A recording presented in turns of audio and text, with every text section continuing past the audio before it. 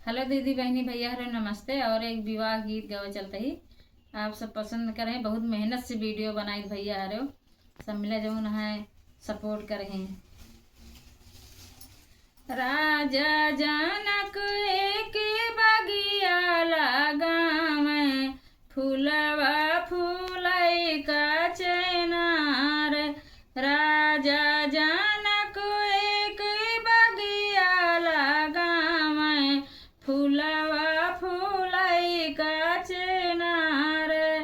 फूलवा तड़ने चाली बेटी शीतल रानी सबु सखी गोहाने जाए।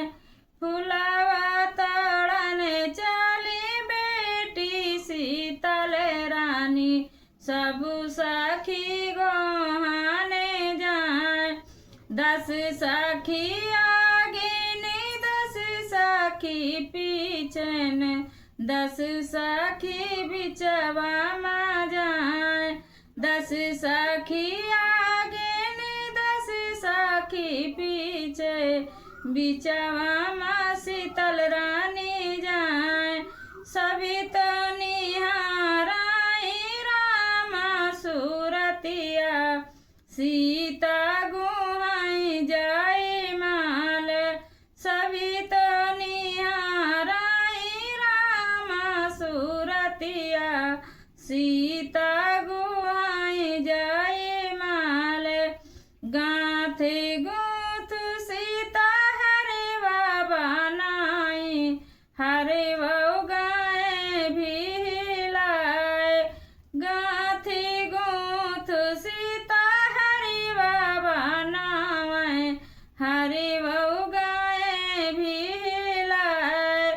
हरवा भी लाते मुरली मुस्काने सीता जी गई है ला जाए। हरवा भी लाते मुरली मुस्काने सीता जी गई है ला जाए। काहे का मोरी सीता ऐसन ला जानियो काहे का गयु सारे माय। काहे का मोरी सीता ऐसन ला जानियो काहे का गयु सारे माय। तोहरा बियाहवा अवधपुर होइए समरे बारन भगवान।